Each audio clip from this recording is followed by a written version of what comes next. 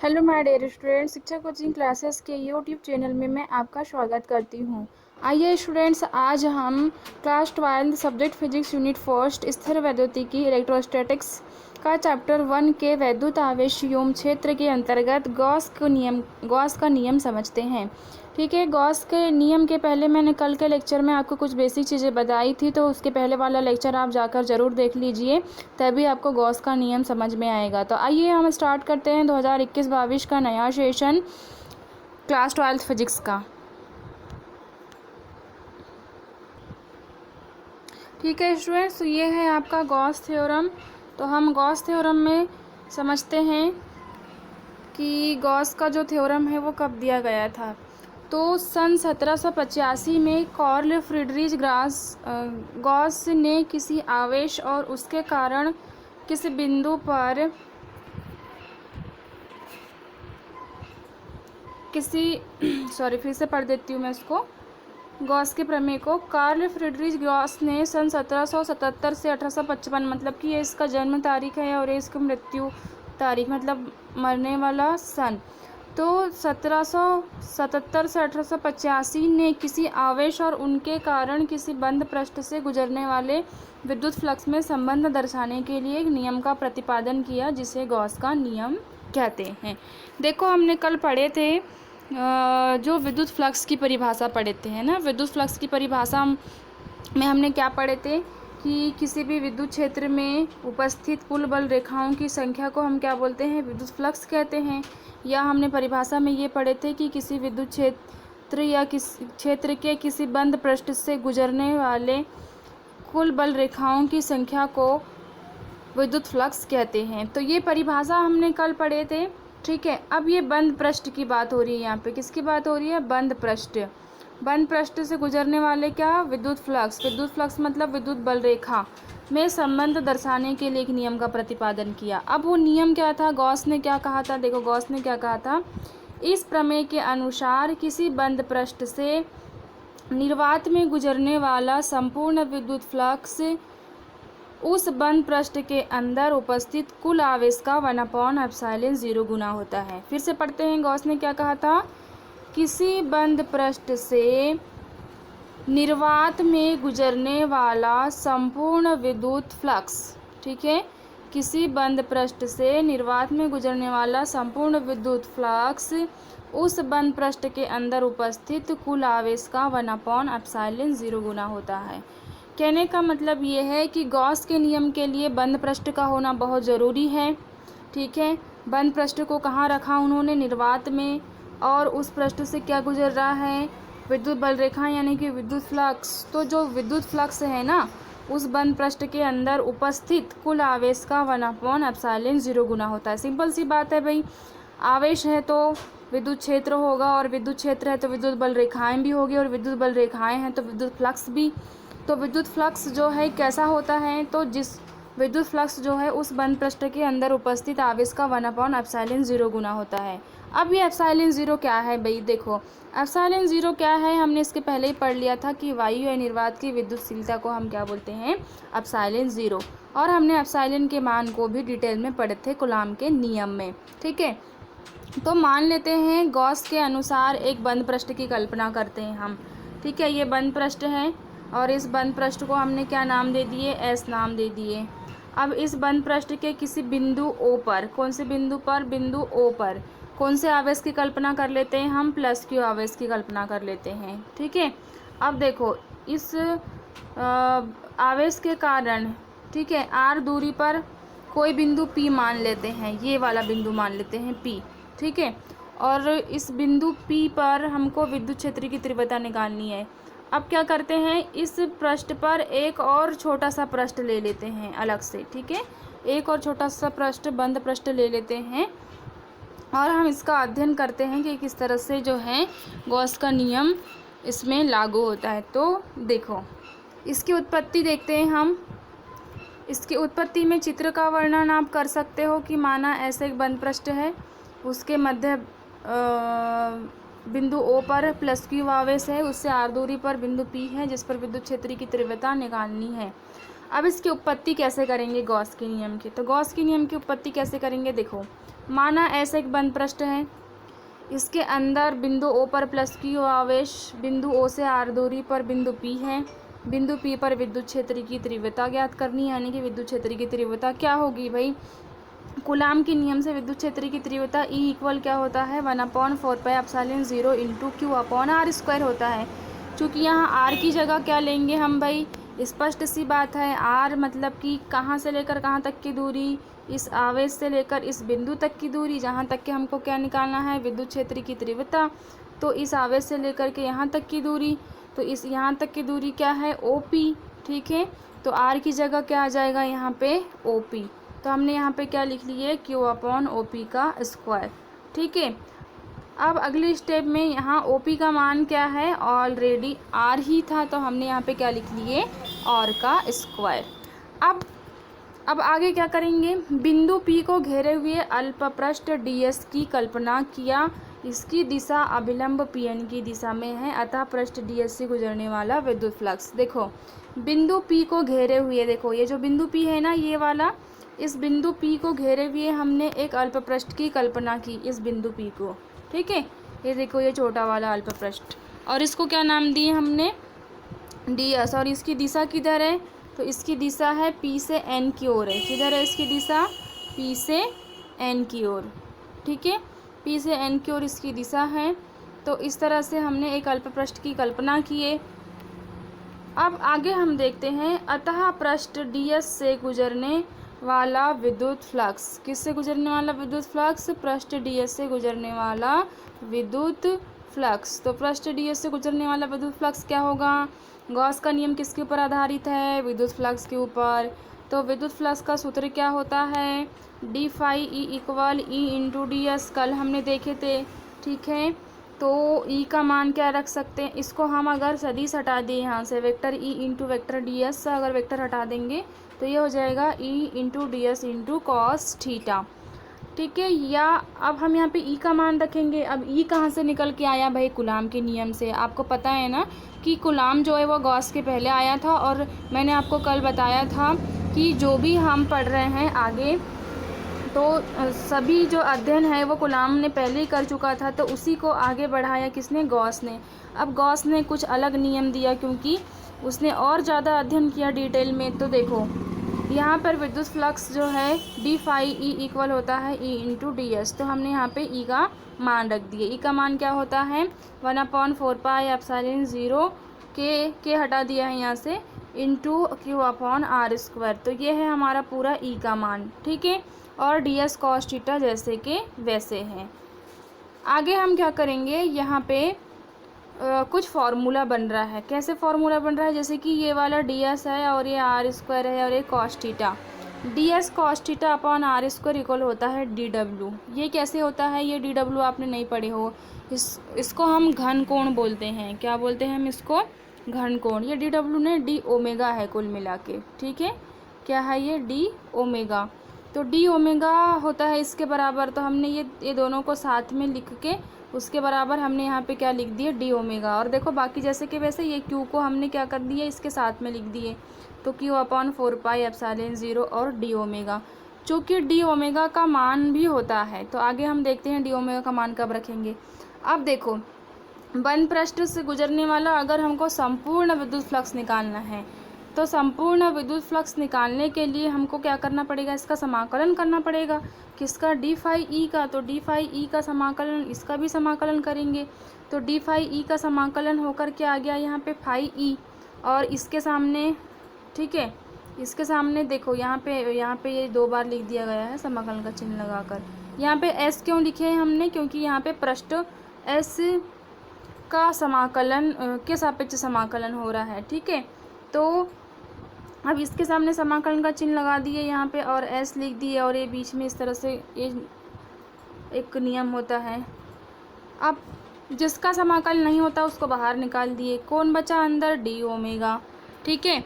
तो d omega, तो देखो ये एक फार्मूला होता है जो आपको याद रखना है। क्या फार्मूला होता है कि समाकलन d ओमेगा इक्वल होता है 4 पाई। तो हमने क्या कर दिए यहाँ पे, d ओमेगा के बदले में क्या रख दिए, 4 पाई। अब देखो समाकलन सहित इसका मान पूरा होता है, तो समाकलन का चिन्ह वहाँ से हट गया। तो अब ये 4 पाई से 4 पाई क्या हो जाएगा, कैंसिल। तो भाई देखो स्पष्ट सी बात है, यहाँ पे क्यू बचेगा, है ना, और यहाँ पे क्या बचेगा, एप्सिलॉन 0। मतलब कि कुल मिला के क्या बचा यहाँ पे, क्यू अपॉन एप्सिलॉन 0। ठीक है, और यही कहा था गॉस ने, क्या कहा था गॉस ने, देखो ये जो क्या है फाई ई बराबर क्या आया, क्यू अपॉन एप्सिलॉन 0।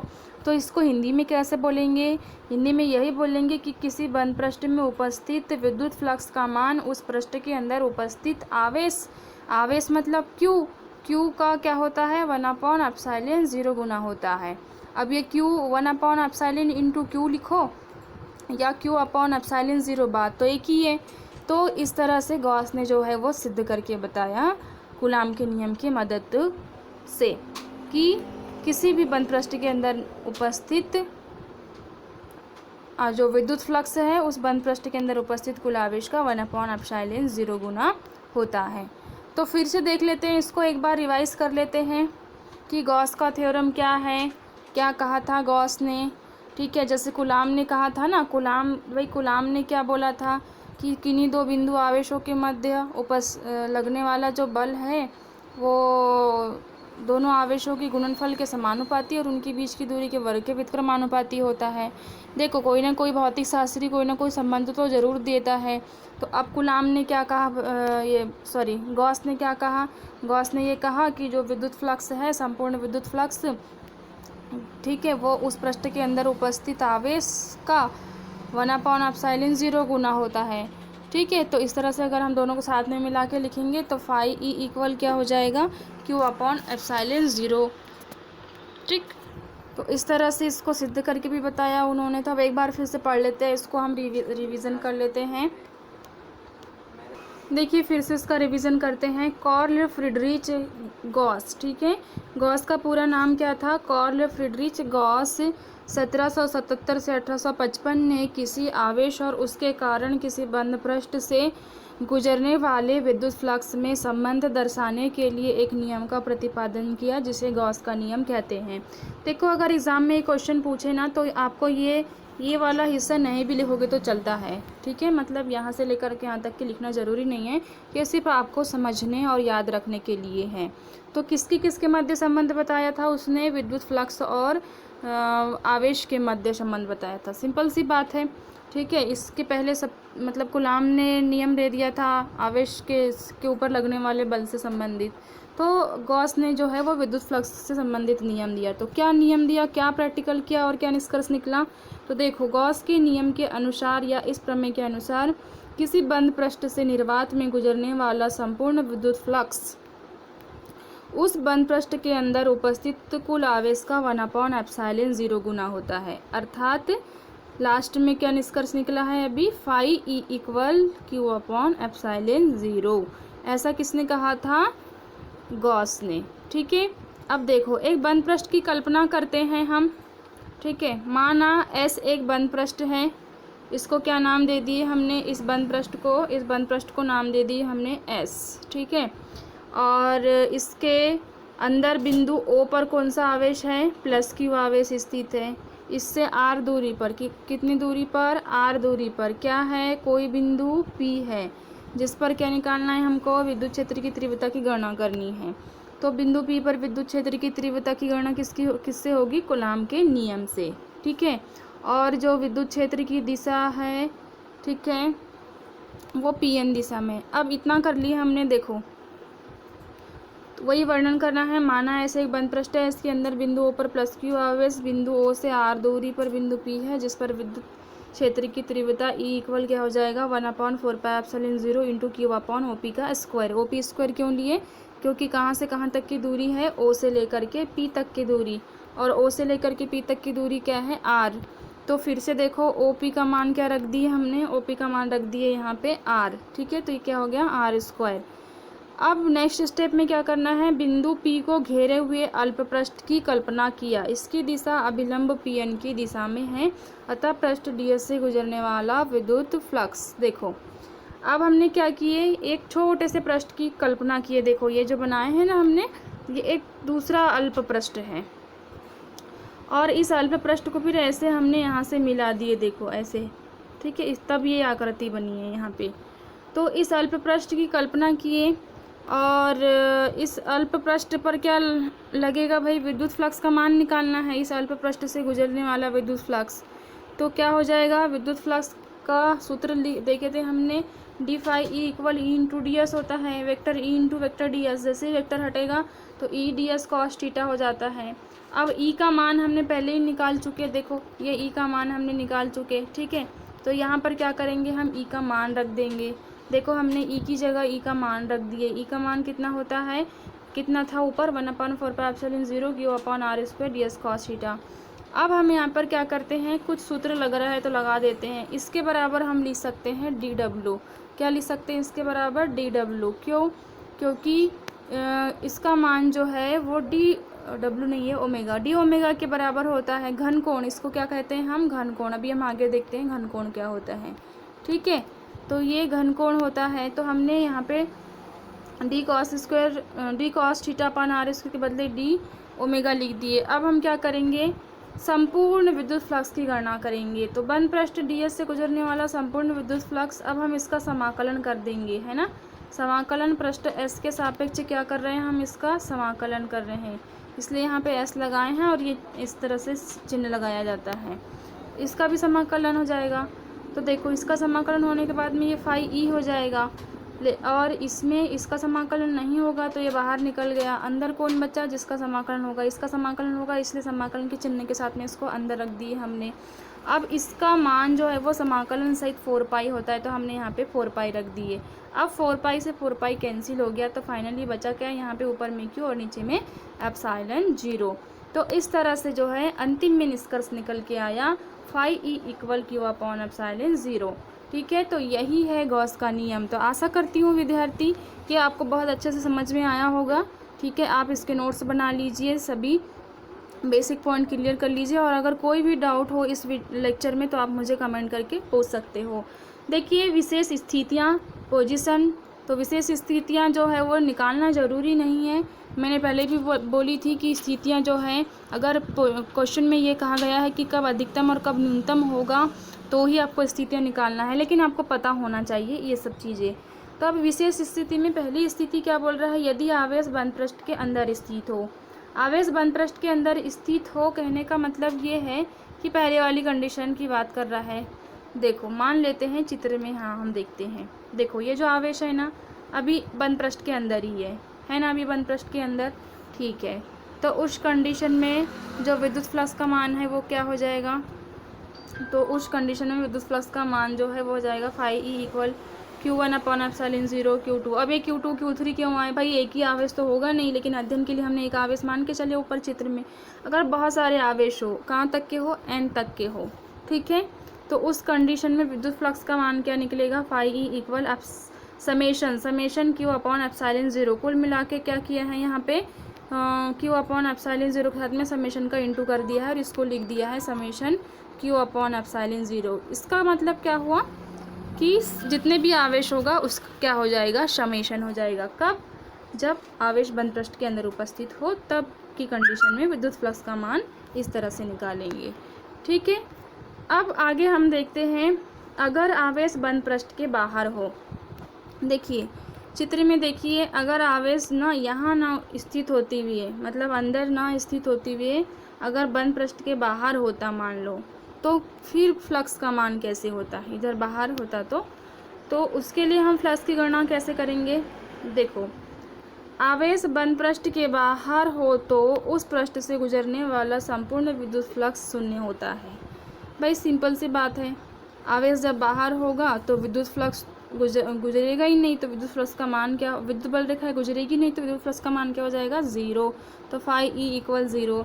और थर्ड कंडीशन है यदि आवेश के चारों ओर के परावैद्युतांक का माध्यम हो, माध्यम मतलब कि कुछ माध्यम भर दिए हमने, तो उस कंडीशन में यहाँ पे क्या हो जाएगा, के का गुणा हो जाएगा, मतलब phi E equal Q/K into epsilon 0। तो इस तरह से तीनों स्थितियाँ आपको याद रखना है। तीनों में से अगर स्थितियाँ पूछा है कि आवेश बंद पृष्ठ के बाहर हो तो विद्युत फ्लक्स की गणना कीजिए, या आवेश बंद पृष्ठ के अंदर हो तो विद्युत फ्लक्स की गणना कीजिए। तो इस तरह से आपको यहाँ तक थ्योरम लिखना है पूरा कंप्लीट, और उसके बाद में जो स्थिति का आपको पूछा है क्वेश्चन में। अगर बाहर की स्थिति पूछा है तो ये वाली लाइन लिखना है आपको, दूसरा पॉइंट। और अगर अंदर की स्थिति पूछा है तो आपको पहला पॉइंट लिखना है, ठीक है। और अगर उसने बोला कि परावैद्युतांक हो कोई माध्यम आवेश के चारों ओर, तो आपको ये तीसरा पॉइंट लिखना है, ठीक है। तो ये है गॉस के प्रमेय। गॉस ने क्या कहा था, ठीक है, गॉस ने यही कहा था फाई ई बराबर क्यू अपन एप्सिलॉन 0, बस और कुछ नहीं कहा था, ठीक है। पर उसको कहने के लिए भी उसने प्रूफ भी दिया। तो अब हम कल पढ़ेंगे गॉस के अनुप्रयोग, मतलब कि गॉस के प्रमेय का हम अनुप्रयोग कहाँ कहाँ करते हैं। तो गॉस के प्रमेय के अनुप्रयोग को हम समझते हैं नेक्स्ट वीडियो में बेसिक पॉइंट के साथ में, ठीक है स्टूडेंट्स। तो तब तक के लिए आप गॉस के प्रमेय का नोट्स तैयार कीजिए और इसे आप याद कर लीजिए, क्योंकि ये प्रमेय महत्वपूर्ण है और एग्ज़ाम में ये पूछा जाता है। तो ठीक है, हम आज का लेक्चर यहीं पे ख़त्म करते हैं। आपको अगर कोई भी डाउट है तो आप कमेंट करके पूछ सकते हैं, और जितने भी इसके पहले के वीडियोस हैं आप प्लेलिस्ट में जाकर देख सकते हैं, ठीक है स्टूडेंट्स। तो हम गॉस के प्रमेय को यहीं ख़त्म करते हैं। नेक्स्ट वीडियो में मैं आपको मिलती हूँ, तब तक के लिए बाय बाय।